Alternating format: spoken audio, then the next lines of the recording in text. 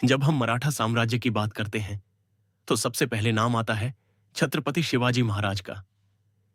लेकिन उनके उत्तराधिकारी संभाजी महाराज, जो न केवल एक बहादुर योद्धा थे बल्कि एक विद्वान, कुशल रणनीतिकार और सच्चे हिंदवी स्वराज्य के संरक्षक भी थे, उन्हें इतिहास ने वह स्थान नहीं दिया जिसके वे हकदार थे। उनके बारे में गलत बातें फैलाई गई, लेकिन सत्य कभी छुप नहीं सकता। तो चलिए जानते हैं उनके जीवन के संघर्ष के बारे में। संभाजी महाराज का जन्म 14 मई 1657 को शिवाजी महाराज और साईबाई के पुत्र के रूप में हुआ। बचपन से ही उनका जीवन कठिनाइयों से भरा रहा। साईबाई की मृत्यु के बाद संभाजी को राजमाता जीजाबाई के संरक्षण में पाला गया, लेकिन पारिवारिक राजनीति और दरबारी साजिशों ने उन्हें अलग थलग कर दिया। उन्हें राजनीति, युद्ध कला, साहित्य और भाषाओं का गहरा ज्ञान था।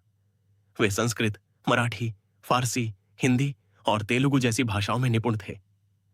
उन्होंने बुद्धिभूषण, नायिका भेद, सातशास्त्र जैसे ग्रंथ लिखे, जो आज भी उनकी विद्वता को प्रमाणित करते हैं। शिवाजी महाराज के स्वर्गवास के बाद संभाजी के सत्ता संभालने के रास्ते में कई बाधाएं आईं। उनके सौतेले भाई राजाराम को राजा बनाने की साजिश रची गई, लेकिन संभाजी ने साहस और चतुराई से सिंहासन प्राप्त किया।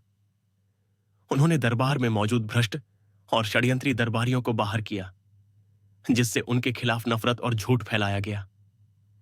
इतिहासकारों ने उन्हें उग्र, क्रूर या अय्याश के रूप में चित्रित किया, जबकि असल में वह केवल उन तत्वों के विरुद्ध थे जो स्वराज्य को कमजोर कर रहे थे। संभाजी महाराज ने अपने शासनकाल में लगभग 120 से अधिक युद्ध लड़े, जिनमें से अधिकांश में उन्होंने विजय प्राप्त की।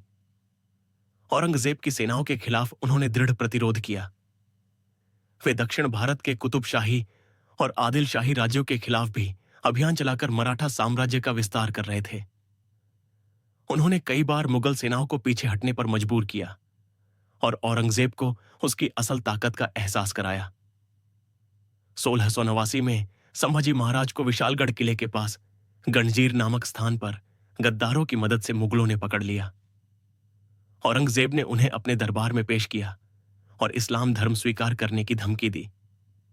इसके बदले उन्हें जीवन, ऐश्वर्य और पद देने का प्रस्ताव रखा गया।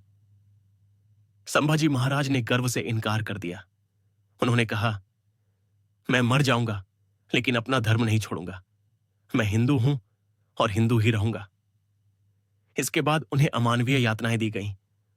उनकी आंखें निकाल ली गईं, जीभ काट दी गई, शरीर को लोहे की सलाखों से जलाया गया। इतना सब होने के बाद भी वे अडिग रहे। अंततः 11 मार्च 1689 को उन्हें क्रूरता से मार दिया गया। संभाजी महाराज की शहादत ने मराठा जनता को झकझोर दिया।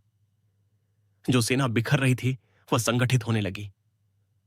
उनके बलिदान से प्रेरणा लेकर मराठा साम्राज्य ने फिर सिर उठाया और आने वाले वर्षों में मुगलों को पराजित किया।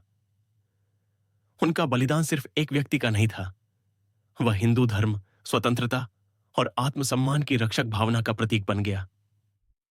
ब्रिटिश और मुगल प्रभावित इतिहासकारों ने संभाजी महाराज की छवि खराब करने का काम किया।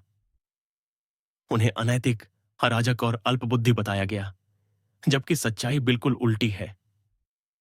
आज के इतिहासकार और शोधकर्ता संभाजी को एक वीर, सशक्त और योग्य छत्रपति के रूप में स्वीकार कर रहे हैं। उनकी बहादुरी को अब धीरे धीरे सम्मान मिल रहा है। दोस्तों, यह थी छत्रपति संभाजी महाराज की गाथा। अगर वीडियो पसंद आया हो तो लाइक करें, शेयर करें और हमारे चैनल सब्सक्राइब करें। कमेंट में जय हिंद लिखना ना भूलें। मिलते हैं अगली वीडियो में, तब तक के लिए जय हिंद।